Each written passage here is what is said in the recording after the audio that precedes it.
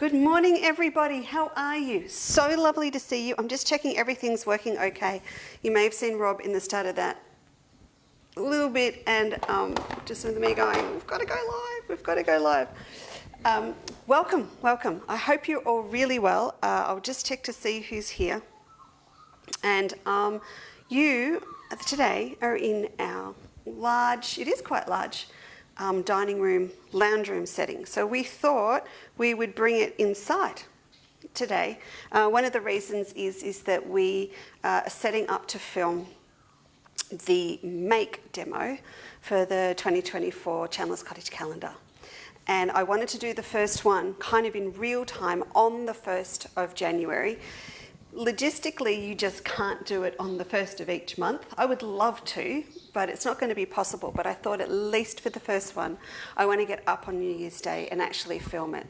We filmed the bake episode yesterday, so there were 24 Malva muffin cakes floating around yesterday. Some were eaten, some were given. Some have been popped in the freezer to use later because they're good to freeze. So that's what's happening. So I'm hoping you can just hear me. Rob's given me the thumbs up. I'm hoping you can't hear. Just maybe it'd be nice to hear just a little of the symphony of birds outside the window because I wanted to have the doors open this morning. But let me just wait and see who I've got in the building. I've got a heap of you here this morning. Good morning, everybody. I'll quickly say good morning to a few now, and then we'll kick off and just have a little bit of a chat, and I'll tell you what I'm doing today. Lorraine, Susan, Nancy, Catherine, Dell, Doreen, and Kathy. Good morning, everyone. I hope you're all really well. Hello, Lorraine. Donna, who have I missed? Gay, Francis, did I say good morning? Hi, Fee, how are you? Are you working? I hope you're working. Oh, Fiona says good morning, Rob. I know everyone, I do forget to say good morning to Rob as well. And welcome from the UK. I'm so glad you can join us. Is it a bit chilly over there this morning? I've got bare feet under the table. And even though it's going to be a glorious day here, it's a bit chilly. Angela, good morning. I hope all is well with you in Bright. Daisy, Elizabeth, Linnell, Liz, Susan, Kate, Marg. Good morning, everyone. Okay, so, Leslie, Karen Kelfer's here. Hello, darling. How are you? You good? Leslie Stass is here. Leslie and a few friends got me out of a little bit of a pickle the other morning. I was uploading fabrics for our Boxing Day sale, which does end at midnight tonight. Please don't forget. Robbie, are you printing that thing for me? Yeah. Maybe. Yes, and I managed to talk to Rob and load things at the same time. Really not a good idea, so I actually managed to list a product for about 16 cents, which was me putting the weight of 160 grams into the price section instead of just the weight section. So thank you very much. You're also good. You could have just bought it for 16 cents and you chose not to, which I think is very nice of you and testimony to our magnificent client base. May they say so? Lois says it's cooler in Brisbane. Carla, hello, welcome. Canadians in the building. I am so pleased you can join us this morning. And you know what? In general, welcome to the Chandler's Cottage family because they're everywhere. I don't know who else will pop in this morning. My mate Rhonda's here for a start. Anne's here. Deb's here as well. But we've got friends, haven't we? Far and wide. We've got Spanish, Costa Ricans, German, Dutch, English, Irish, Scottish. It grows, New Zealand. And it's just lovely. And I'm really, really looking forward to 2024 because I'm not moving house. And I'm not moving the business. These are filthy. In 2024, we will be here. And I'm not leaving it to go anywhere until I get on the plane to do Festival of Quilts. There you go. That is my goal, not to leave. But as you know, that magical time of year I was thinking about, it is at the moment. If you're in Northern Hemisphere, maybe not so much, but for us here in Australia, of course, we've got the whole combo of Christmas, New Year, summer holidays, all in one. And the world really does slow down a bit here, doesn't it? retail kicks on with sales and everything, but you can just feel it. I went down the street yesterday. People are away with all of their kids and things, and just things are running at a slower pace. I love it because Rob's home as well for a week, but it's just really nice. So I like this time of year to look forward and see what the big picture stuff, I suppose. And then once I've got the big picture thing sorted, then it's sort of that case of, you know, filling in all of the details and the steps and the to-do lists and everything that fit in between. One of them that came up on my radar, because I have been talking to some of the UK girls about, yes, we'll be back at Birmingham this year, is what do I want to have on my stand at Birmingham? Well, there's a lot that's on this year that will happen just, you know, before we go to Birmingham at the end of July, and it will happen here, but then I want to be able to take it all over there as well. One thing I do want to take, because a lot of the UK girls, of course, are very strong into embroidery as well as patchwork, I wanted to take my my trio of wreaths that I do with the gum leaves in as completed projects. So it doesn't make sense just to do the whole set of 3 together as just a stitchery or something. I decided to break it down and do it with 3 different methods. On top of that, I promised you last year, and when things got absolutely crazy, that we would also work on my big Waratah panel, and I know a lot of you have been waiting forever for me to do this.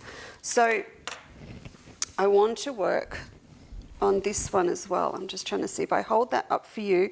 I think the light is shining through a little bit Princess Di skirt wise, so let's just turn this around and I'll try and get you. We've got cameras set up, and it's not like working in the studio, but I just couldn't resist giving you that view this morning as well. Let's go this one. Okay, so you can just see here, this is my big Waratah panel. Rob's just printing out the keywords for today for me. There's actually 2 that we're going to run with. One is boxing, because the Boxing Day sale is still on till midnight tonight.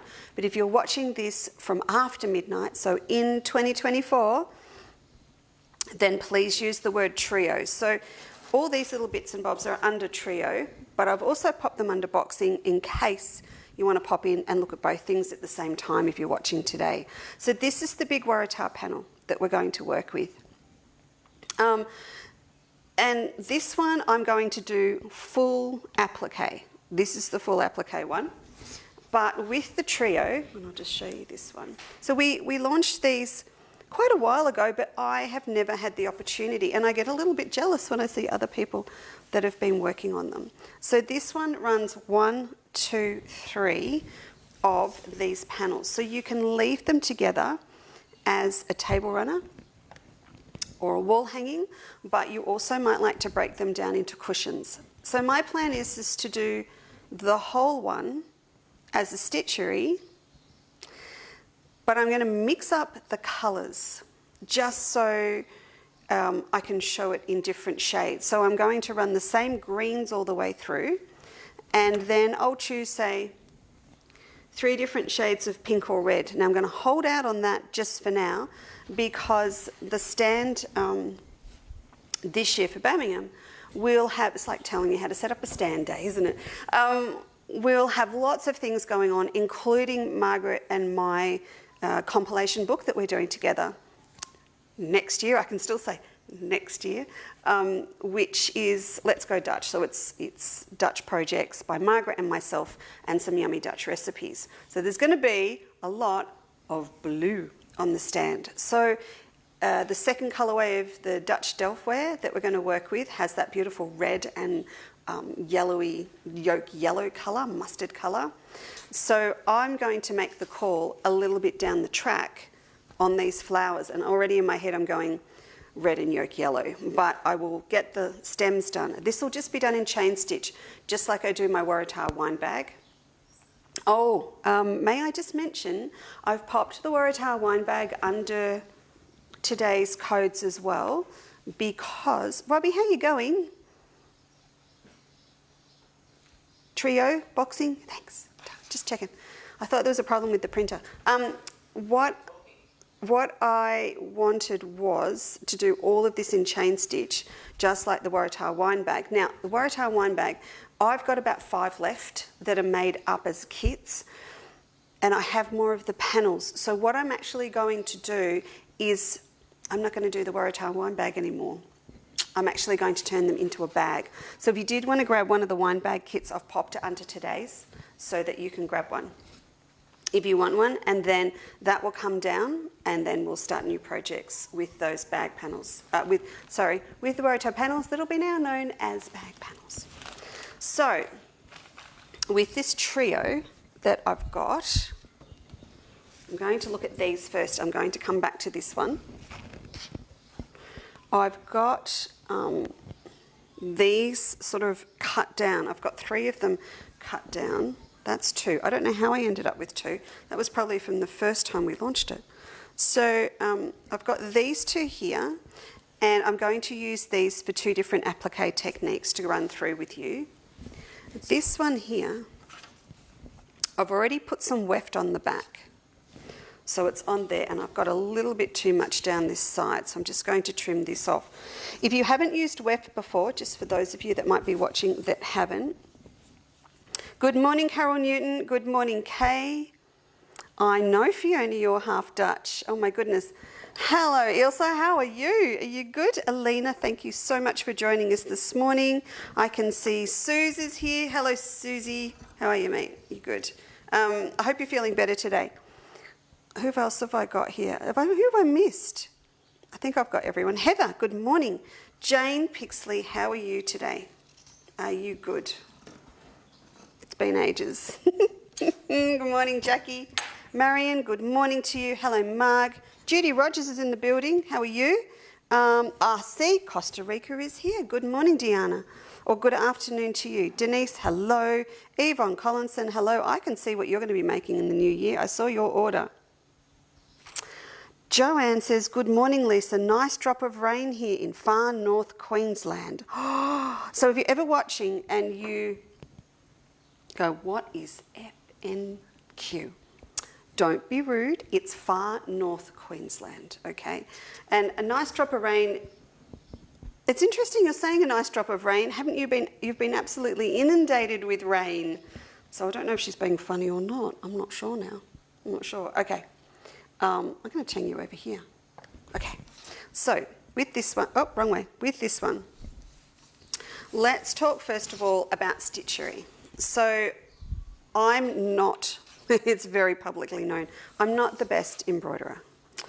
And because of that, I tend not to get too carried away, and even more so in the last few years, and I've been hanging out with Margaret Upston, and with all her beautiful stitcheries, I'm even more conscious of the fact I'm not good. However, she tells me my chain stitch is okay. So for this particular one, I'm going to run it in chain stitch. You can see it's got its weft on the back. If you haven't used weft before, it's a really nice woven interfacing, and it's very light, and you can see through. See, it's very, very light, and you can see through it, and it will give.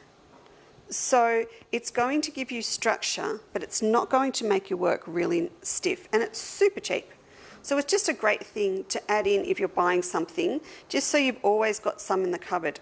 Even I get frustrated if I don't have any in my sewing room in the house and I have to nick out to the shop shed to actually get some. So it's really, really good. So with it on here though, you can see I've still got a bit of movement, which I find is very handy if I'm doing smaller projects and I've got them in a hoop. But it is going to stabilise the linen, and that's really important when you're doing any type of stitching like this. So Susie Melson that's watching is the Susie who does those beautiful stitcheries that we have on our website.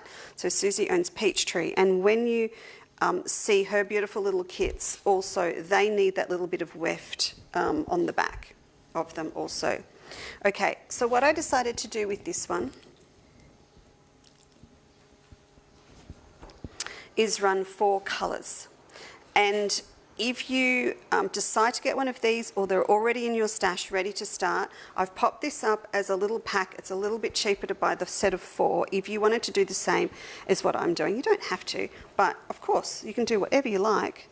But these are my 4 colours that I'm going to run with. And these are Sue Spargo variegateds. These are our beautiful threads that we get from Sue that are eleganza. So those 4 are in a bonus pack for you. If you just need... Wow, thanks Rob, that was worth waiting for, thank you. If you want to do them individually, just let me know which ones you need. I don't think I've been a good girl and actually marked them on that bonus pack. But I've got a dark and a light in this beautiful apricot-y red, and then I've got a dark and a light here as well in the greens.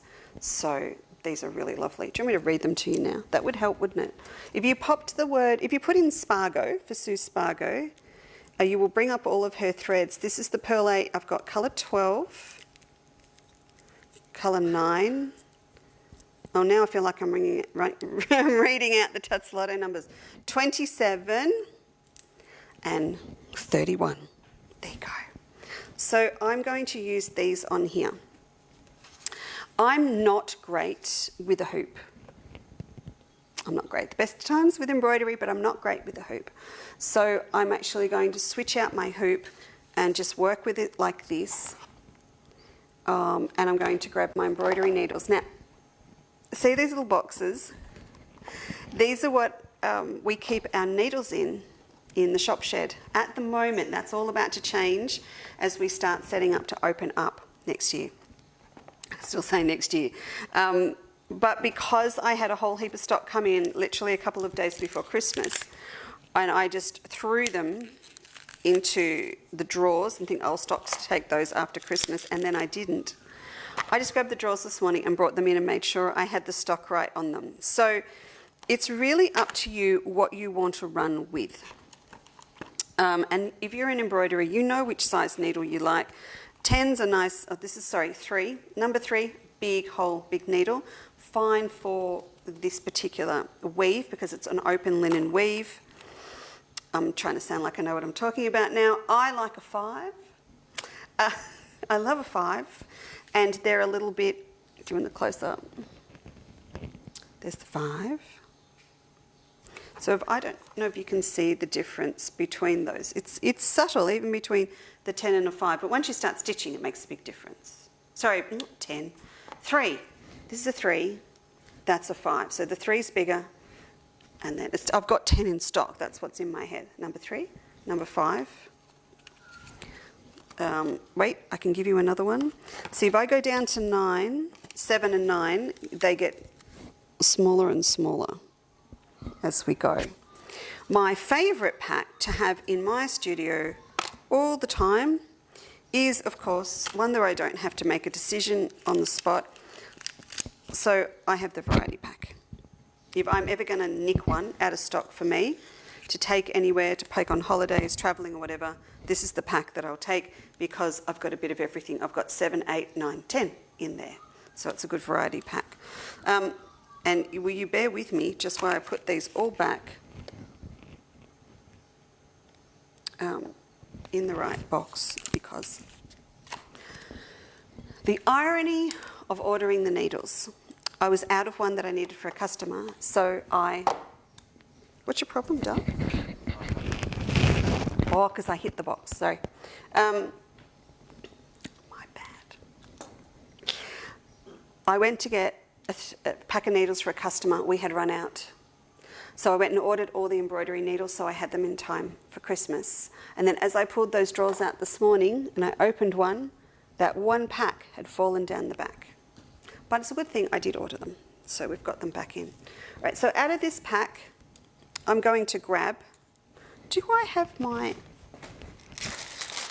I do. Open ones. So I'll pop those over there. So out of here, I'm going to grab the largest. I'm going to grab a number 10 because this thread is quite thick. So 10's probably a great size to use for these Pearl 8s. And I discovered that the tension that I use for, I've got to remember, sorry, the tension that I use for chain stitch is loose enough to do it without a hoop. So it really is going to be down to you of how tight your tension is, and maybe you need to loosen it off a little bit. Sorry, my brain just went sideways then. Philip's partner Amber, I was quite cheeky for Christmas. I gave her a peach tree stitchery set, one of Susie's, because she's really interested in learning what we do, and she's going to, you might hear a bit about Amber next year, because Amber's going to do some work for me in terms of one of our new patterns for next year. That's a big pattern, the 100 block quilt pattern. So she's going to work on that, and she's going to teach me more about Instagram and Facebook, TikTok, all that sort of thing. So I thought, what better than to give her a stitchery so she gets a little bit of an insight into what we do, and more importantly, she might end up learning how to stitch some satin stitch and some of Susie's stitches better than me. So I gave her one of those. But I realised I didn't give her a hoop with it. Bad, she's gone and popped one of those up. But one thing I must take her down next week is a pair of these little scissors. Oh, I didn't put these under today's, I should have put those under today's show tag, shouldn't I? And I didn't. I will pop that up afterwards. But these little guys are just the cutest little sharp scissors, and they're perfect to carry around with you. They've just got a little bit of a curve on the top. They're beautiful. So I'll pop those up. Okay, now I'm left-handed. So one great thing about chain stitch, it's probably the stitch that is least relevant to which hand that you stitch with. Ambidextrous, I don't know, you know what I mean. So with this thread and the darker one, so you've got the darker one that I'm using, sorry, and the lighter one, I need to work out where I want to use both of these colours. So as it would fall in nature to me, I'm thinking that I will use the darker variegated for the little small stems that run in between things, because they are going to be the most mature part of the tree. Are going to be these. Possibly into these with the flowers as well. When you get your variegated thread, just have a look at it also, because the colour change across the thread is going to be something that you can work with as well to get multiple colours through. And this is something that I learnt from Margaret. She's doing some, I'm gonna steal her thunder. She is doing the most amazing stitchery design work at the moment for next year. I'm going to be so excited to share it all with you. We got a sneak peek a couple of days ago, and I was blown away, just blown away. So I'm really, really happy. But she was saying, okay, and I said, how many colours did you use? How many different threads? And she said one variegated. And it's because, like we fussy cut fabric, she fussy cuts her thread. So this darker section here, down this end, is what I want to use for this little bit in here. And then I've got a medium section, so I might use the medium in sort of in here.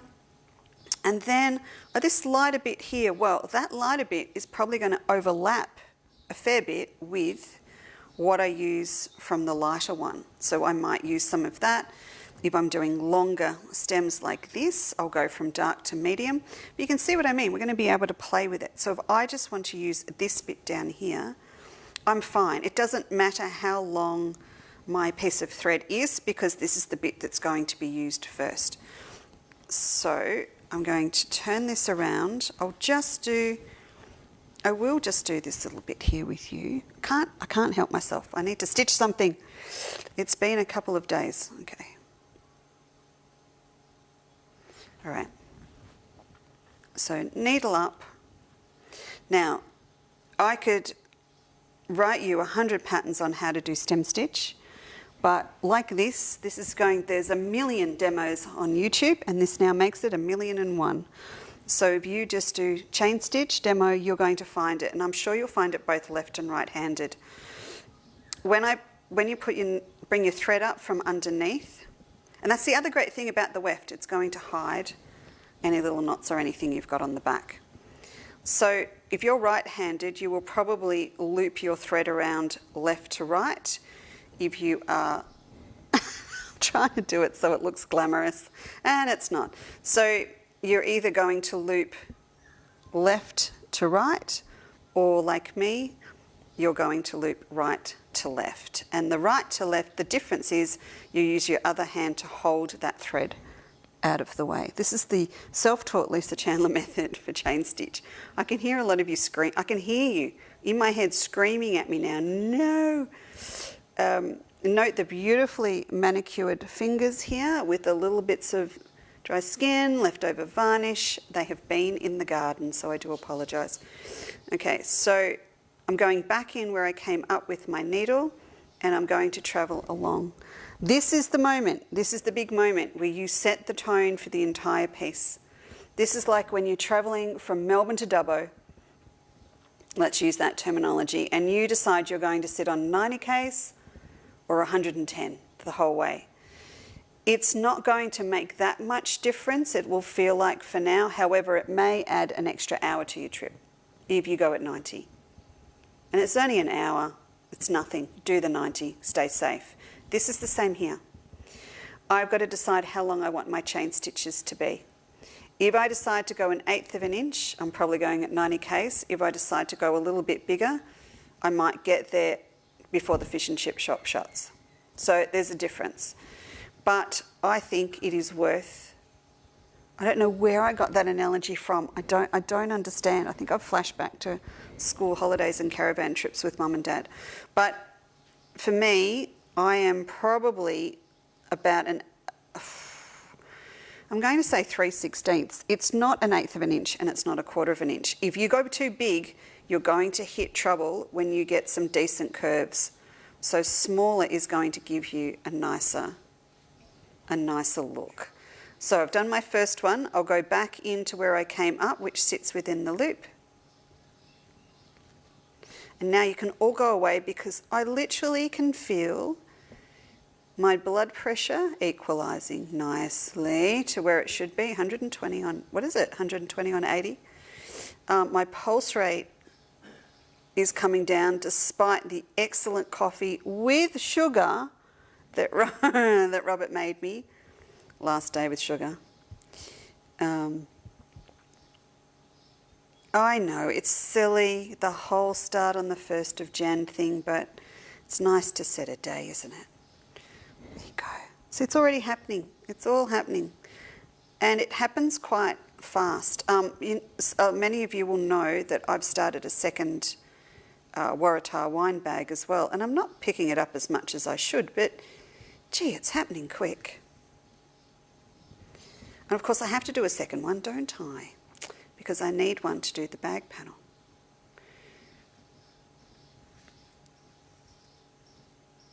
It was really silly. I should have left one with Maria in Spain. I need to send one to her.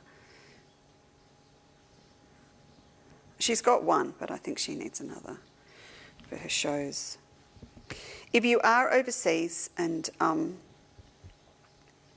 in Europe, please do follow Phil DeFada, and that's Maria, and her pretty much entire stand at shows is my designs and fabric and patterns, and plus she makes the most beautiful jackets and things. So please do follow. She's doing a lot of shows through France and Spain in 2024. She'll be at Nantes, and I think her first show kicks off the end of February in Spain. There you go. If I hold that up, I hope that's in focus for you, just a little bit. So you can see, you get that little bit of variation going on there. That is me started. I just want to sit out there on the deck now. And so that's the green. And I just want to pop that. I'm going to leave that just hanging there. That's my green. and then I will use the paler one for the smaller. Okay, put that up there for you. I'll use the paler one for the smaller leaves. So when you're deciding where to put things, just do remember to have a little bit of a think about how it happens in nature. If you need to go out and find a gum tree, find a gum tree. Good morning, Pauline Barker. Olive, thank you for joining us this morning. Hello, Sue. Gillian, g'day, how are you? Joe, good morning. Jenny, hello. Oh my goodness, you're all here. Maggie's in the building. Linda's here. Tracy's here. It's all lovely. Thank you for coming. So the light one, smaller leaves. Oh, look, and probably when we get down to doing these little gum nuts, so, you know, we're going to sort of be doing this together. I'll be popping this back up as we go through the years. So with these little gum nuts, now there's a big decision. I'm thinking they need to be the paler one because then they'll contrast well against the darker one when I use it for the stems. Larger leaves, I'm mostly going to stick with the dark one. And then the smaller leaves, I will use the light. So it's really not that hard a decision to make. Now, these guys. Okay, darker one for me will be the outside of all of my flowers. I think that's the go. I've got a couple of options here for you. You can, I'll just use my chalk pen. You can decide to just do the whole outside as an entire chain stitch around, but hear me out, I think we could get quite fancy schmancy here.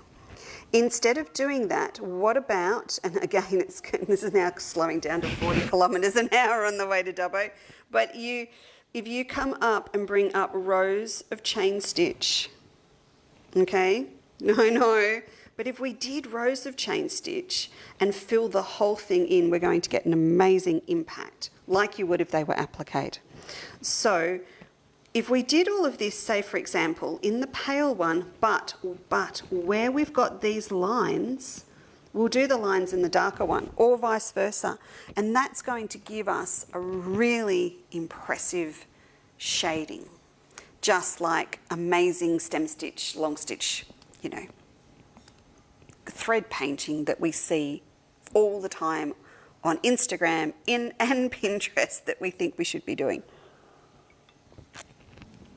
Or we're really rude at night and we say, she's got to get a life, because we know it's not really being rude. It's like a backhanded compliment because we know how much time it would have taken. Like those of us that are doing, you know, really small, big bed quilts, not mentioning anybody with 1/2-inch hexagons, same deal. But the chain stitch, I actually think it's not going to take that long. And if you haven't done a lot of chain stitch yet, by the time, if you leave the flowers till later, by the time you get to them, when you've done all your leaves, you're going to be super fast compared to when you started. One thing with doing it, just thinking ahead, we might want to pop that particular bit in a hoop, not necessarily a large hoop. Perhaps we might use one of Marg's hoops in the stand, or no, Marg stands are probably better for colonial knots in that case. How about we do it in a small one? I'll get some more small ones in, you know, about a 10 centimetre, or those really good clover ones that we've stocked. Robbie, I think I've got a magpie singing on the back deck. Can you go that way? I don't know if you can hear him on my mic or not. Can you go that way and just... Oh, is he down there? Oh, he's loud. We've got so many baby magpies around at the moment. If you're overseas, they are a standard Australian black and white magpie. And they're learning to talk and to sing like a human baby does. And they just spend hours sitting out there, warbling away, having a lovely time. There were 2 of them. Oh, bless them. They're good. All right, so you're good with that? Super duper. Now, if you decide that this burnt orangey red colour is not your thing, I kind of chose this because I know that they exist in, like, it's sort of botanically correct. But if you are more of a pink girl or a bright red girl, then please let me know, because I will put together for you in a combo these 2 greens, and I will do 2 different colours for you. I'll be honest, the reason I haven't done them, I don't have sufficient stock to do a lot of them in a different colour at the moment. Everyone's sort of on summer vacation. Jen at Wonderful said, just ring me if you need something, but I didn't want to do it this week. But if you do want a different colour combo, please let me know. You might even like a beautiful gold burnt yellow colour. We can do any of those in these same beautiful threads. So just let me know. So that's option 1. So that will be one of my cushions that goes to Birmingham. Number 2. So this is where we get into the applique setup. And there's 2 different ways of applique that I wanted to talk to you about this morning. One of them is the classic Leesa Fix steamer seam method with a raw edge on it. So I'm going to grab some steamer seam. This is, you can see, this is a wrinkly bit that's come out of my stash. And this is when it's just lovely to use up what you've got. The one thing I always like to check if I do pull some out of my stash is that it is still in good condition, particularly for me this year because stuff's been moved in boxes and everything. Oh, you can hear them and they sound beautiful. Thanks, Elizabeth. You know, it's been through a bit, or it might have been shoved in the bottom of a box on the way back from a workshop or something. The one thing that I've just found with this piece I've pulled out, the sticky stuff has decided that it would prefer to be on the plain side rather than the graph side. I don't know, have we to date actually used the grid for anything? I can't remember. We may have used it through a 3-inch square at some stage. It doesn't matter to me. As long as I know that I've got one side that it is sticking to more than the other, then I will make sure that I use it on that side. Now, with these designs that we've got here, or that have been pre-printed for me onto the linen, I'm going to flip this over. The one thing that is great about them, you can see through to the other side, but only just. So you know how we need to use our reverse pattern. I would usually do this with a light box. Actually, Rob, can you do me a favour? Please, Del. Can you just pop down to my desk? There's 3 pencils on my desk. Could you grab one for me? Thanks. So I'm just going to retransfer this onto the other side. I'm using my chalk pencil here, but Rob's just going to grab me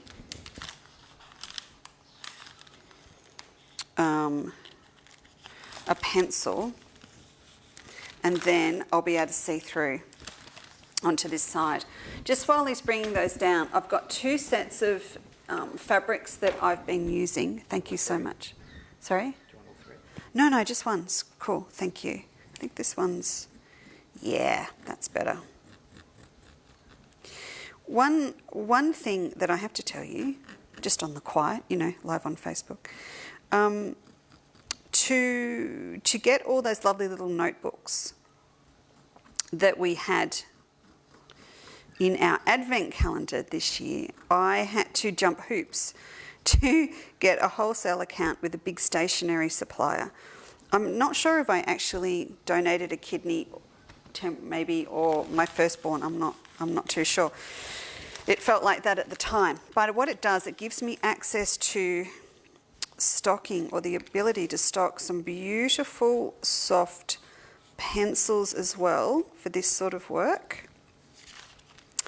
And a few other exciting things that we're going to use later in the year. Anyway, that is like sort of more stationery based, but it's going to be good. All right, so I've used that soft pencil. So I'm going to get some of these in. This is an H, and I find that it's just the right softness, is that the term to use, to draw onto the back of the linen. It's not going to impact on my front at all, and it's enough for me to see through. So I've traced the reverse onto my steamer seam with the sticky bit on it, and then I can cut these out. This is a good time of year to clean out all of your scissors and delegate who is going to be for fabric, thread, and then, fabric, thread, paper, and then you still need another pair, And I'm going to say put a Z on them, you know, for cutting your zip ends off. And, you know, that's a little bit, got a bit more, things with a bit more grunt. It might be a cord or a bit of florist wire or something like that. You need that other pair as well. So it's a good time to go through, test them all out on the most beautiful, finest bit of scrap fabric you can find. And if they're not doing the job, give everyone a purpose for next year. I've got both of these bits, and now I'm going to cut them down into their separate sections, and then we can talk fabric. So this is setting you up for raw edge applique, and that may be with your machine, and I'll have the machine up next time, or it will be by hand. I thought we'd focus on the hand situation today. Okay, so that's my whole leaf, and then I'm going to cut it in half again. Now, you may have Leesa, you may have steamer seam light. We use steamer seam light a lot. I do like Leesa, and it's mostly because I was going to use the word I've grown up with, but that's probably not the right term. My early day, I was so fortunate, my sort of early days with the business, or just as I started the business, mentors, you know, with the likes of Maria Waters and Eileen Campbell, and conversations with incredible people like Karen Montgomery and Ginny Byer in the States, and all of them used Leesa. And one of the reasons that they did or do, well, steamer seam wasn't on the market then to start with, as Ginny pointed out once, but it was because it's super light, and you can do multiple layers with it. And it is really good for that. The downside for us is, and Steve's working on that when he gets back, is a way to, we can't mail order it. It's not postal friendly in the way that we send stuff out at the moment. So Steve's looking at some different options for us to be able to cut it down into flat A4 pieces, like we sell Polyfuse in some instances, so that we can sell you a piece. So it'll work out a little bit more expensive than perhaps you'll buy it on the roll, but you'll get it flat packed and it'll be together, because the Leesa adhesive comes off a lot easier or more readily than the slightly thicker sticky steamer seam does. I love steamer seam because I don't do a lot of that amazing layered stuff. I mean, get online and have a look at what Eileen Campbell does. It's insane. And you will find some of her beautiful quilts still under the Australian Textile Exhibition Facebook page. That's still up there. And we did live feeds of all of her quilts a couple of years ago during COVID, when we had an online exhibition. Amazing work, but multiple layers.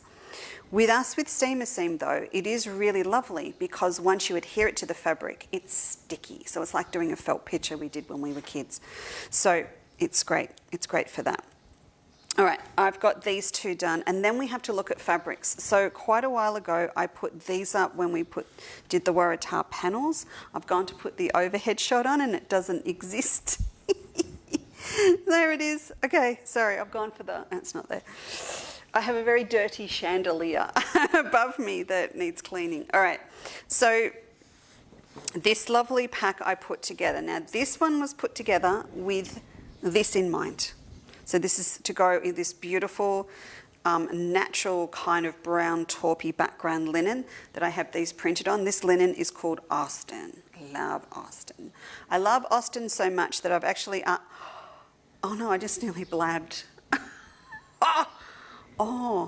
I'm not going to say anything. I'm just going to say I'm working on the 2024 Advent calendar. I'm going to shut up now. Oh my goodness me. All right, so these were put together to go onto the Austin, but they are really, really going to pop on this. See this here? I'm going to grab my embroidery needle and just put it in on the leaf on this side so I know which one it's for when I turn it over. So on here, these are going to pop. These are generous cuts. These are 6-inch wide, and I've gone generous with these pre-cut packs because you can imagine to do this little applique here, you probably need, I don't know, a 10-inch square. But I wanted to do this because I've got designs that I will do the panel, and then when I trim the panel down, these come up to 18 inches wide, but I want to trim this panel down so that it's about 16. Then I want to add a little paste border around the outside, and then I'm going to use the rest of it to make the back. So to me it's like a this is all you need sort of combo. So we've got 4 beautiful reds and 4 greens. I love putting these together, it's so much fun. You've got a gorgeous banyan batik in a print in one of their BFFs, they call them. A really nice shadow play, so it's going into that orangey rust colour that picks up this in here. Another shadow play, that's a Toscana that picks up the reds again. And then a beautiful Hoffman batik. No, I'm going to take that back. This is a Northcote batik in shadows, which are my new ones that I use.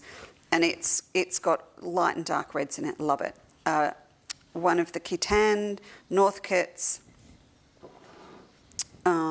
Sorry, my brain just switched over because I told you, didn't I? I'm designing for these guys, and this is one of my colour palettes for mine, and this one. So Khitans, Toscana, and again a beautiful, this one's a Hoffman, this is Herb, Hoffman batik in there. So that's that set.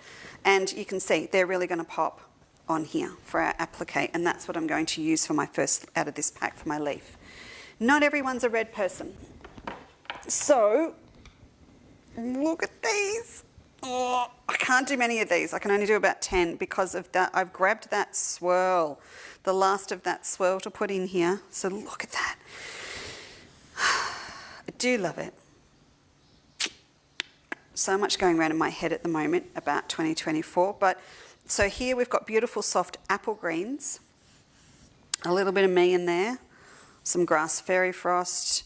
This is a shadow play. I think that's a discontinued shadow play. Again, I've grabbed a Toscana, that gorgeous cerise burgundy coloured Hoffman. It's no longer on the website. I nicked the rest of it. And then we've got, this is a Northcote Shadows batik. And then, give me a minute, I can do it. Shadow play.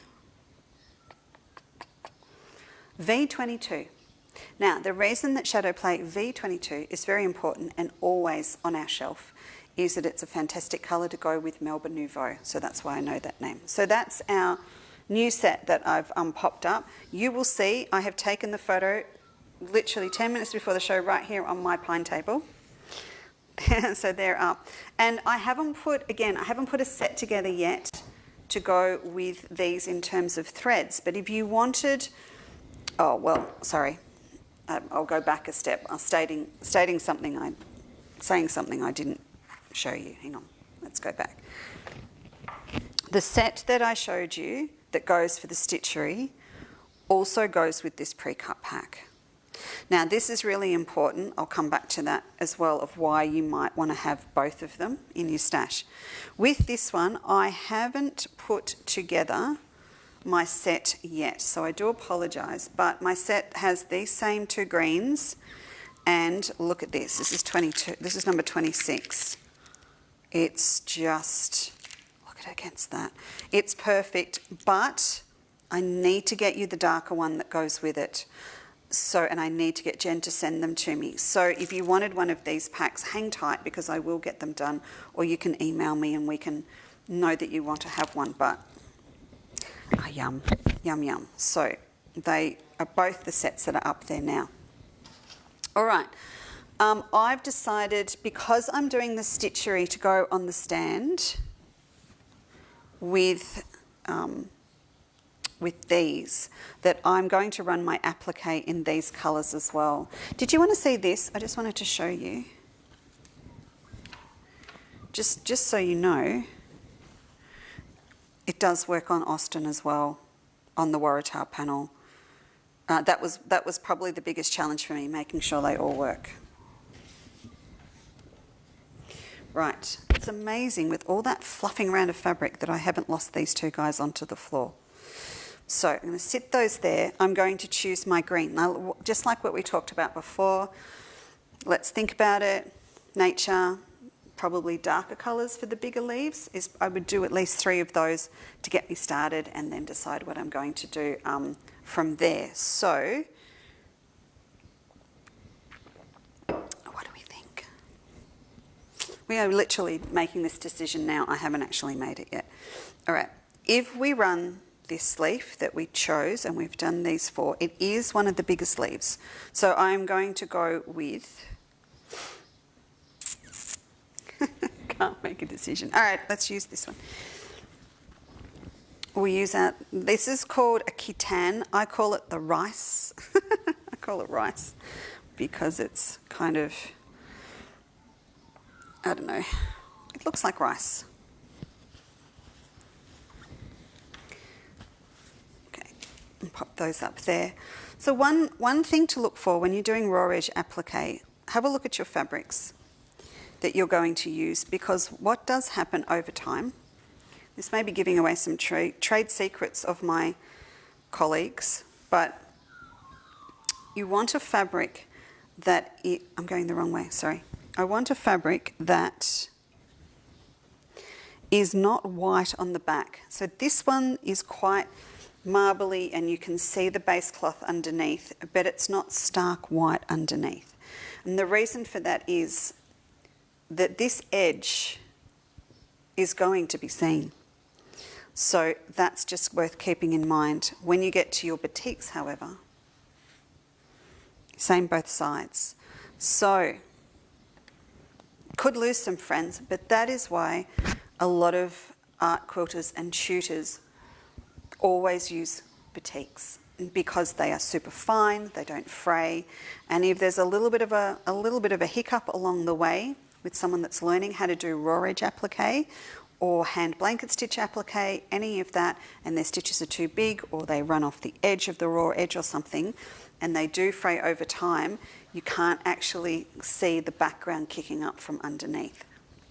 So that's why they're really good. And if you are going to use one that's slightly paler on the front than on the back, the main thing is to make sure that it's not too white on the back. And you want a really, really good strong thread count with your fabric, nothing loose, all right?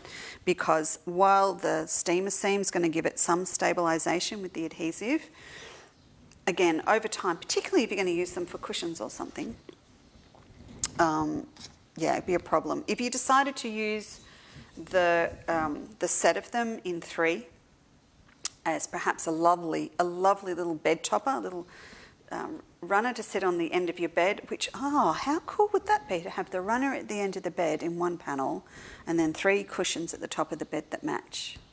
Never thought of that. Okay, bed runner might get a little bit of work as well with folding up and unfolding all the time or rolling it up, so just keep that in the back of your head when you're choosing fabrics. Right, so we're going to iron these little leaf bits onto the back of our fabrics. I'm just going to bring over my little wool mat. These little mats, I don't often get to say this, but they walked out the door. I've always wanted to say that. They've walked out the door. Now, I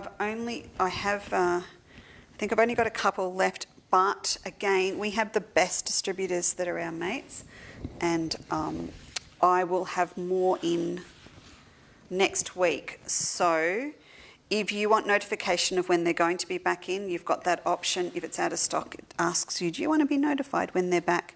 Even, if you sort of keep it in the back of your mind for picking up another time. Can you see? You can see it with the khitan. There is just a little difference between the front and the back. To us, we say right side and wrong side. If you're Eileen Campbell, you say dark option, light option. A lot of our amazing Tudor Australian friends that I know will look at that as a light shade and a dark shade. They don't look at it in terms of right or wrong side. So you might just want to keep that in your head as well. Always have a look at the back and see if you can use it. So we've got these in stock at the moment if you haven't picked up your special yet. And my Advent girls starts tomorrow. You can use your voucher from your Christmas card. Just saying. All right, so I'm going to choose, I think I'll use the patterned one for the larger piece. So I'm going to pop that down there. If you've done this sort of work before, you'll also know that if you go around and number all of your pieces, you might not want to actually draw a number onto your linen panel, but you might want to pin, just a little applique pin onto each leaf section, a number, and then sort of do it in mass. So you would have here a whole heap of pieces that you want in this particular colour, and they'll all be numbered through. So we'll iron those on. There we go.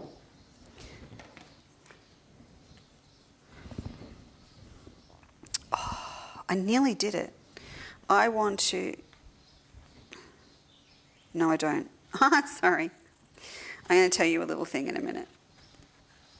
I'm trying to second guess myself.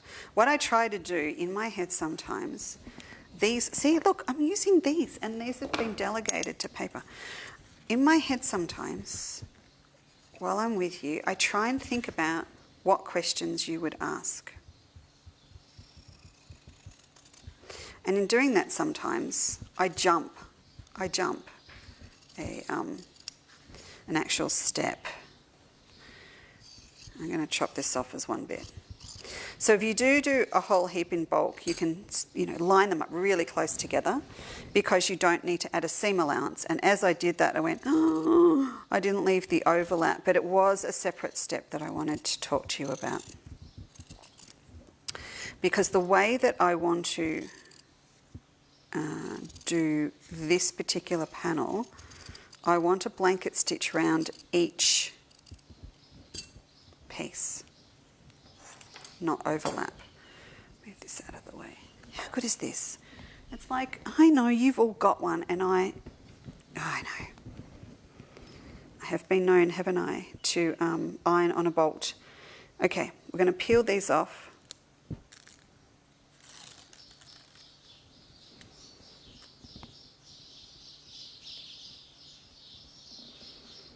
And that's going to go there, like that.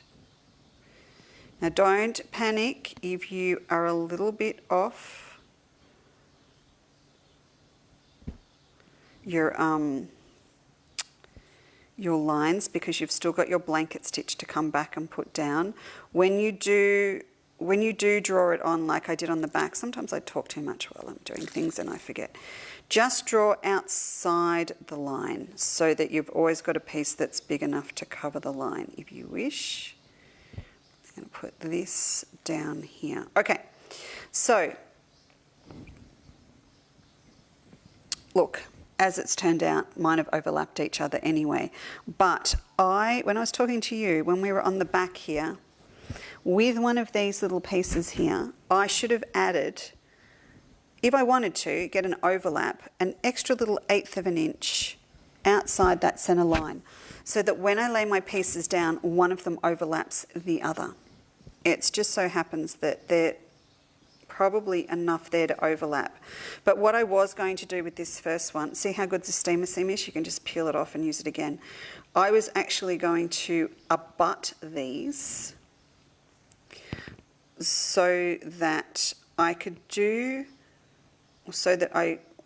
put the blanket stitch over this one and then over this one, so that I have little spiky bits going this way and little spiky bits from my blanket stitch going that way. Alternatively, you overlap them just a little bit, and then the raw edge of this one here, the batik, is hidden underneath the Toscana, and then I only have to blanket stitch the Toscana.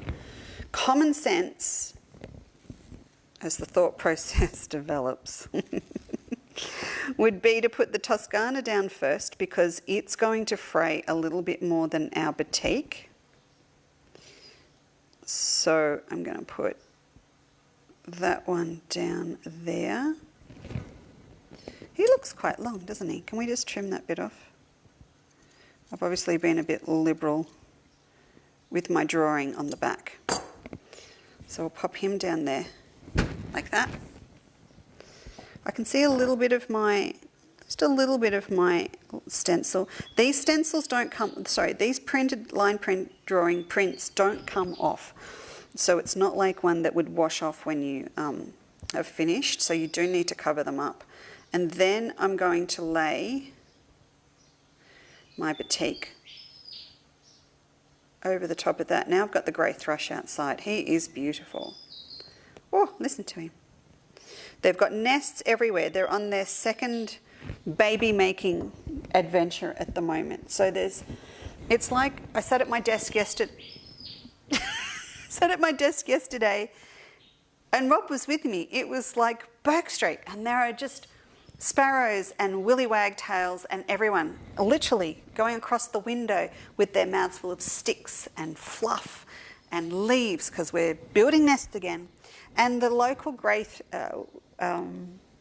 willy wagtails, one of my favourite birds. They've got such attitude and saz. They're just gorgeous. But the black and white ones are great, but we've got these Gippsland grey ones as well. And they deconstruct their nests. So when they're finished, I thought they'd fallen out. And I kept trying to go out and, sorry Rob, I just hit my mic. I tried to go out and save one. I went out and it's gone. It's not on the ground. It's not anywhere. They pull them apart and they take them somewhere else and build another one. But they are just, it's full on nesting season again here at the moment. If you are a local, if you haven't grabbed one yet, all through Warragul and Druin, you can pick up those little books with all the different birds that the local societies do. They are so worth it to, I think anywhere it's worth just noting what's out there. But there's, lots and lots of birds around at the moment. And I'm loving having the little book and ticking off them as I find them in the garden. Right, so there you go. That's on. And that's ready for me to blanket stitch. So my options with that now, as I said, is to do it by machine. And I'm going to do some machine blanket stitch in one of our next little chapters as we go along with this. And then the other option is to do it by hand. If you're going to do it by hand, I would just see how you go. You might want to stick it in a hoop. You've got a little bit more to go through because you've got the adhesive on the back. And in this particular case, I would use the finest embroidery needle that you can work with that will go through not only the linen and the weft, but also the fabrics that you're appliquing onto. Whether you use a thimble or not, it's going to be a little bit more work for you than normal. I know I bought one, here it is. So you really want that needle to slide through as best as you can. And this is where you'll need to think about whether you do want to work with a hoop or not. These leaves are nice and small. It's not a big, massive work.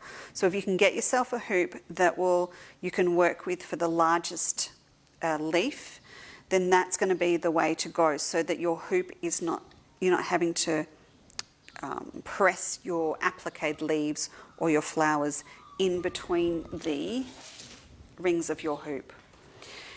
If you do want to work with one of those, Karen McGregor taught me to, and I'm sure everyone does it, but Karen's the first one that I saw do it with her machine work when she's free motion thread working on the machine.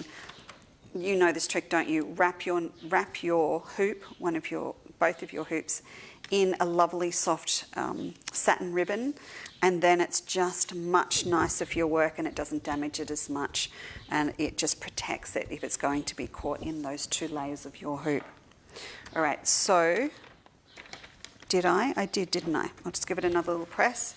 So I popped my Teflon mat over the top. They're called an applique mat, but I call them Teflon because that's what they are. And just to protect it, I do it by habit. It probably doesn't need it, but it's always such a good idea because one day you'll hit something and you'll forget there's silk or not a heat-resistant thread or something there, and one day your iron's going to crack it and it's going to spit it, literally spit it, something dirty onto your work. So it's just a really good idea to get in the habit of laying that over the top. The other great thing about the Teflon is, of course, you can layer up pieces onto your Teflon and iron it here and then pull it off as one big sticker, but we will come to that another time. All right, so that is option 2, blanket stitch by machine or blanket stitch by hand. You can see I'm walking away from this now because I actually want to do mine by machine. I'm a little bit, what's they say, time poor. So I'm going to do mine by machine. So I'm going to set that aside. And then the final one that I want to show you is to use Polyfuse. So Polyfuse is this great water-soluble, neutral acid, whatever you want to call it, stuff, magical stuff that you leave in your work. So I've got a pack of it here to show you. Actually, what I do need to show you is this. So when you get your piece of steamer seam, we will always put in for you a little bit of the paper that comes with it so that you can see what you're actually using and how it all works. So that's the steamer seam. And we fold it as nicely as we can in your pack so it doesn't get too creased. This is the Polyfuse. It comes in a pack at the moment in these A4 sheets. This is a really great way to have it and to store it. For me, I've got somewhere, oh, I thought I had it here. Maybe I'm going to have to break into a pack. I had a big chunky bit straight out of my studio and I don't, it's not here. It was disgusting. I don't know if I want to show anyone anyway. So I'll open this up. Take one offline. If we run out of anything this week, it's just going to take us a little bit longer to get it into stock. So if there's something missing that you needed in your order, so what we do, if we have a product that we know we can get within a day or 2 days, we run it as always in stock. But at the moment, some of our suppliers are on holidays, so it might just take until next week when they're late next week until they're back. But I'll let you know either way. This is it. It's quite interesting stuff. It is shiny on one side that's adhesive and soft on the other. And so we're going to go over again to our back. Oh no, I'll have to use this one. Let's use this one. How are you going? Is that? Do you want to break for a minute and come back? Rob says we're buffering. So I'm going to draw this onto the back.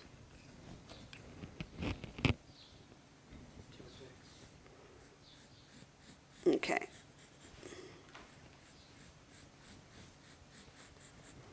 And I'm just going to take one of them off. Sorry, sweetheart? I'm right? Okay.